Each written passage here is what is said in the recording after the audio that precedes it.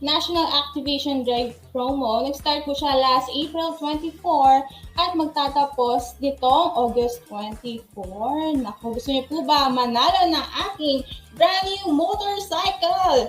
Ayan, ito lamang po ang gagawin. Promo is open to all active dealers or resellers and new dealers and resellers.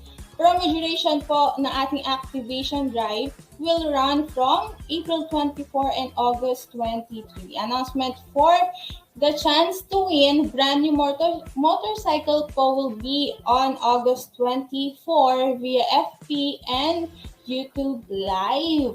Members should activate po a new resellers or dealers within the promo duration.